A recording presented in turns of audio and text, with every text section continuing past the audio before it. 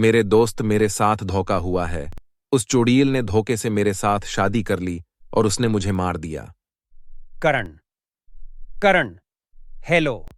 मेरे दोस्त तो फिक्र मत कर, मैं इस चांदी के लहंगे वाली को जिंदा नहीं छोड़ूंगा।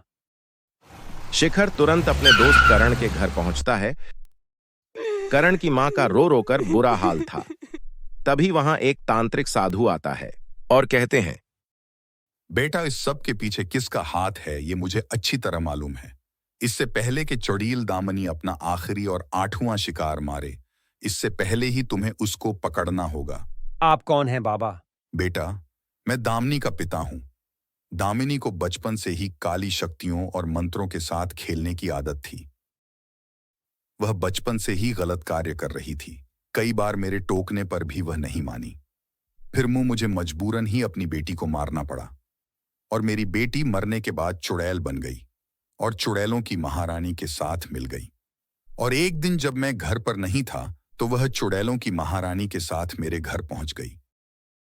दामिनी की मां ने उसे रोकने की बहुत कोशिश की, परंतु दामिनी नहीं मानी।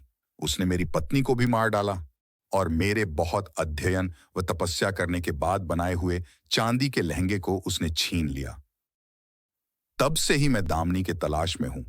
जब मुझे पता चला कि वह इस तरह शादी करके लोगों को मार रही है, तो मैं समझ गया कि वह अवश्य ही उस लहंगे का दुरुपयोग कर रही है।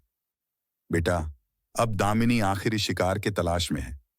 अगर उसने आखिरी शिकार को मार दिया तो वह अमर हो जाएगी और फिर दामिनी को मिटा पाना नामुमकिन हो जाएगा। उसे रोक लो। लेकिन मैं इसे कैसे रोक सकता हूं बाबा?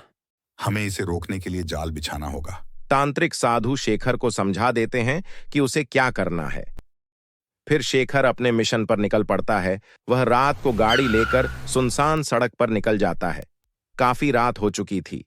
शेखर जानबूझकर गाड़ी धीरे चला रहा था ताकि दामिनी खुद उसके पास आ जाए। तभी शेखर देखता है कि एक बहुत खूबसूरत लड़की दुल्हन की तरह सजी हुई रोते हुए उसके पास आ रही है। शेखर का तीर निशाने पर लग चुका था।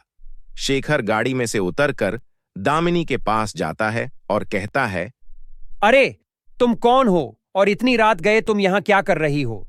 और तुम रो क्यों रही हो? क्या कोई परेशानी है? मुझे बताओ। मेरे परिवार वालों को मारकर एक दुष्ट मुझसे जबरदस्ती शादी करना चाहता है।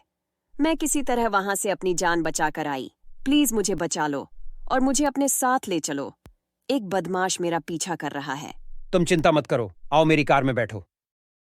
दामिनी उसकी गाड़ी में आकर बैठ जाती है और जोर जोर से रोने लगती है। अरे तुम अब क्यों रो रही हो? रो नहीं तो क्या करूं? मैं अपना गांव छोड़कर भागी हूं। मेरी कितनी बदनामी हो गई। अब मुझसे कौन शादी करेगा? अब मैं कहां जाऊंगी, क्या करूंगी, कुछ समझ नहीं आ रहा। अच्छा, ऐसी बात है। तुम चिंता मत करो। तुम बहुत सुंदर हो और तुम मुझे बहुत अच्छी लगी। मैं तुमसे शादी करना चाहूंगा। अगर तुम्हें कोई ऐतराज ना हो तो मैं अभी और इसी वक्त तुमसे शादी कर सकता हूं। सच में तुम मुझसे अभी शादी करने के लिए तैयार हो? ये देखो, मेरे पास सिंदूर की डिब्बी भी है। हमें किसी मंदिर में भी जाने की जरूरत नहीं है। तुम अभी मेरी मांग भर दो। ठीक है। शेखर गाड़ी में ही दामिनी से शादी कर लेता है और उसे घर लेकर आ जाता है और दामिनी से कहता है, दामिनी, तुम थक गई होगी ना इस लहंगे में, जाओ तुम चेंज कर लो। नहीं नहीं, मैं बिल्कुल भी नहीं थकी। देखो, ये चांदी का लहंगा है और मैं उसे उतार कर यूं कहीं भी नहीं छोड़ सकती। ये मेरी माँ की आखिरी निशानी है, इसलिए मैं उसे खुद से दूर नहीं करना चाहती।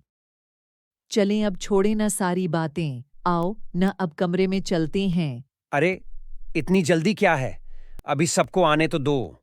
सब मतलब कौन आने वाला है? कोई तुमसे मिलना चाहता है, मैं अभी बुलाता हूं। बाबा अंदर आ जाएं। तभी वहां दामिनी का पिता और बाकी सब लोग आ जाते हैं। शेखर की मां भी वहां मौजूद थी। दामिनी का पिता कहता है, दामिनी, तेरा अंत करने के लिए हमने यह जाल बिछाया था। तो इस धरती पर रहने के लायक नहीं है। तूने कितने बेकसूर लोगों की जान ली है। पर अब बहुत हो गया। मैं तुझे इस दुनिया से मुक्ति देता हूं। जा, अपने लोक चली जा। पिताजी, नहीं, ऐसा मत करना। दामिनी का पिता कुछ मंत्र पढ़कर उसके ऊपर गंगा जल छिड़का है। गंगा जल पड़ते ही दामिनी लहंगे के साथ चलकर नष्ट हो जाती है और सब कुछ ठीक हो जाता है। अब किसी भी बेकसूर नौजवान की मृत्यु होने से बच जाती है। Subscribe now and press the bell icon. Never miss an update.